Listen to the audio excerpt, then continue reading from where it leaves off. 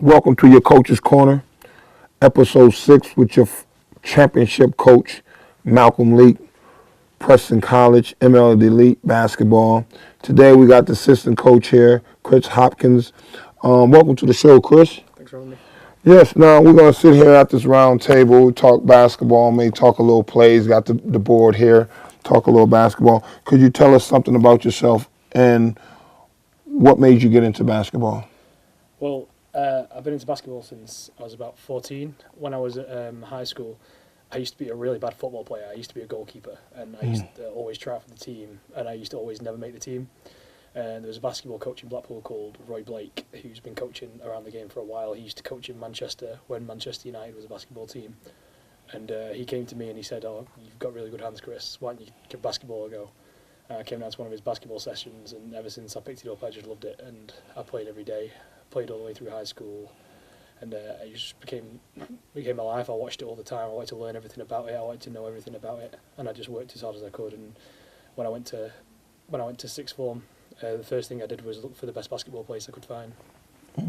So tell us something else about your basketball background, as far as like what made you choose Preston College? Because you're coming from Blackpool College. Yeah. What made you choose Preston College to come here and be assistant coach here at Preston College? Well, when I was looking for basketball jobs throughout the UK, you know it yourself, there isn't many basketball jobs going, especially full time. And when I found this one that was full time, I looked at the academy and I looked at the program, and the way that they do things was very different to how they do things at Blackpool College. So a lot of the things that I'm looking at were opportunities for me to advance as a coach and learn with me, only being young and only coaching for about 5 years now.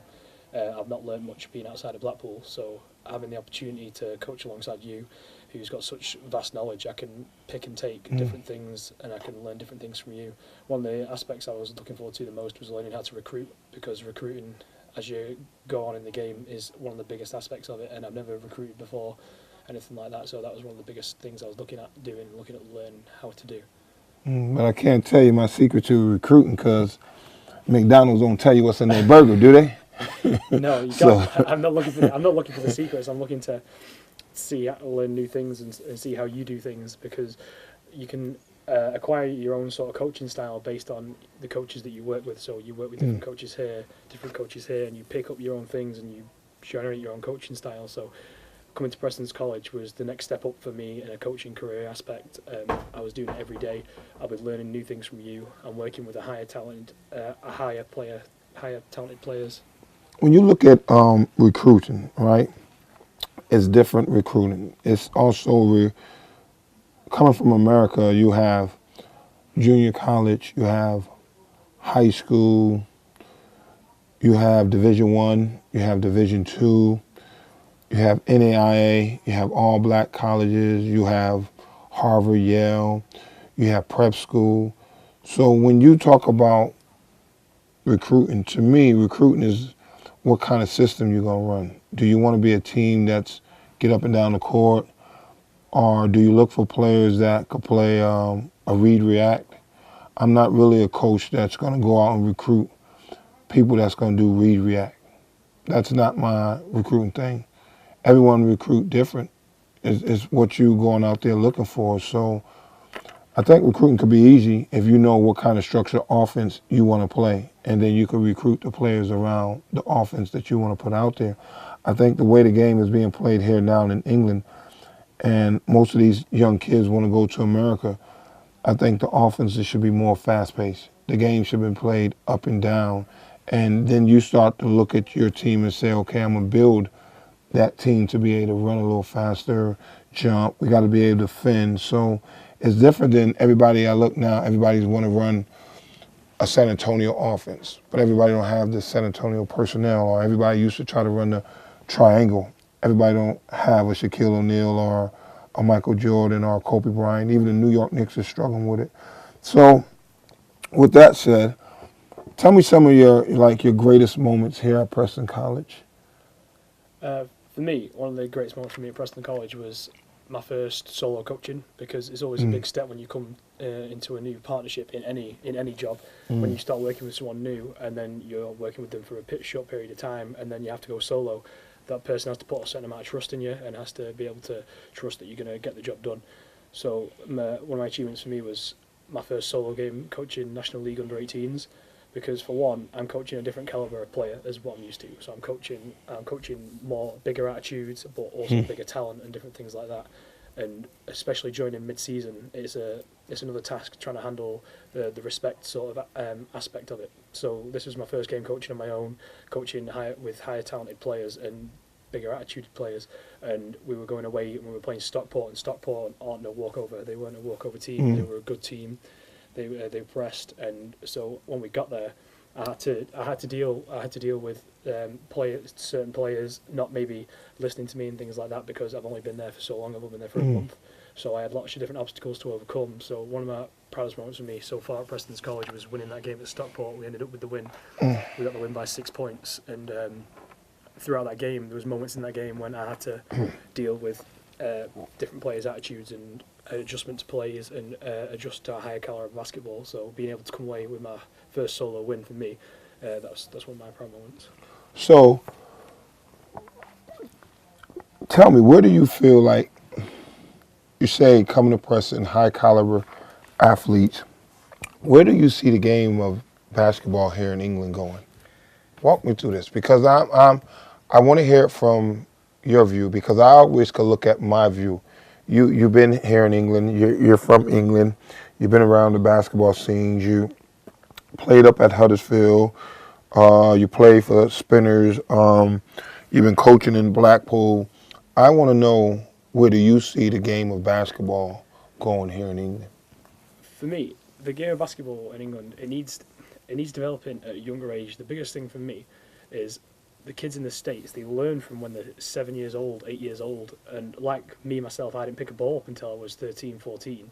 And I'm already 5, 6 years behind. So for me, they need to concentrate more on the youth of basketball rather than changing the structure of, say, for example, National League Division 4, or changing the different men's league structures and things like that. That isn't going to help basketball grow in the country, because they're not picking it up when it needs to be picked up. It needs to be picked up when they're 7 and when they're 8. There needs to be outlets for these kids to go and try it and be playing it on a weekly basis, because then by the time they get to 14, 15, you've already got a higher standard there, and the standard isn't going to grow. The Division 4, the National League standard isn't going to improve unless you improve the youth, because it's the youth that are going to be playing it in the next 10 years, in the next 15 years. They're going to be the people that are in it. So if you want it to be a higher standard in 10 years' time, you need to develop the youth program a lot better so that there's access to them. For me, the only access to under 8s basketball, under 10s basketball, closest in the northwest area, you've got Manchester, but then you're not going to get children in Preston and Blackpool parents are going to drive to Manchester every week to take the kids. They need more outlets. They need more local outlets for you from a younger age. For me, that's the only way for me you're going to improve the standard, is if you hit it when it's young. So you're saying one of the problems that you see here in the UK with basketball, where you think it's could grow, is getting these kids at 7 or 8 years old and start developing there. Yeah. Okay, you develop a kid from 7 to 8 year old, and where's the out? You talked about outlets. So do you believe there's enough outlets for these kids to grow? My thing is this: there's not enough gyms here for these kids, because no team here owns their own gym. So when you don't own your own gym, you don't have that gym time. So how do players then develop, or how do coaches develop players if they don't have that gym time, or if they don't have time or space or the gym to develop the players? Yeah, that's why football's so big over here compared to everywhere else, because for football, if you look around, there's pitches everywhere. People pick up a ball and they go play, and they just go to a pitch and they go play, and they're free, they're everywhere. Whereas if you look around at any parks or anything like that where there is a full-size basketball hoop that people can go and play on, it's usually perched on top of a football pitch, a five-a-side pitch or something like that. So you go there, more than likely football's going to be on there and things like that. So there isn't, I agree with you in the aspect there isn't enough gyms and there isn't enough outlets, and the reason football grows so much from younger age is because there's way more outlets in it. There's way more. There's so many local football teams. There's so many just the pitches where you can go and play. Whereas if there's a basketball court, there isn't one there. It's either a smaller hoop or it's attached to another facility, which has always got things going on. You said something earlier, right, that I want to grasp on, that I want to talk about in the Coach's Corner, that I think a lot of people here in the UK don't want to talk about, right? I look at basketball and I say, okay, you get these young kids. You get a lot of kids that's at 14, 15 years old. They miss the important years of their basketball development of breaking down the fundamentals and learning how to play the game of basketball. To me, first of all, you can have the greatest coaches come over here. I think in order for basketball to improve in this country, kids need to change their mentality. Yeah, I'd agree. Completely agree. Yeah. They need to have the fight and they need to have the Yeah. will and the want to get better about it. Because a lot of for me, a lot of things that Basketball England over here preaches, and it's not necessarily wrong the way they preach it. It's just they preach it as it's participation. Like we want as many people participating as we can. Well, that's great. Well, we can get. We could go out and we could get 50 people to come down and participate in a tournament. The tournament won't be any good standard, and it may not benefit anyone. But there's 50 people participating in it, which isn't necessarily a bad thing. But it's not going to advance it if people are just participating in it. There needs to be a structure behind it. They need to be able to monitor it and improve it, not just get people participating in it. They need to have the want to drive. A lot of people just think, oh, I'm happy to play, I enjoy playing, I'm happy to play, I want to be here. And maybe they don't have the drive because there's not that many well-known English people that have succeeded in it. There's a few English people that have succeeded in basketball, but I guarantee you could go up to a lot of the kids now and say, name me these great British athletes, and basketball would be at the bottom of the list. They wouldn't be able to name any. They don't, obviously you have a few well-known ones, but other than that, there isn't really anything showing them that they can do it. And apart from once you start playing the game, when you start learning about it. When I started learning about the game, that's when I learned about the John Amichis and the people from the UK. But I didn't learn about them and then want to play basketball. I wanted to play basketball and then I learned about them. So they need to be able to see. They need to be able to see what they can do and how they can do it, and create that drive within themselves to want to do it because it's been done before.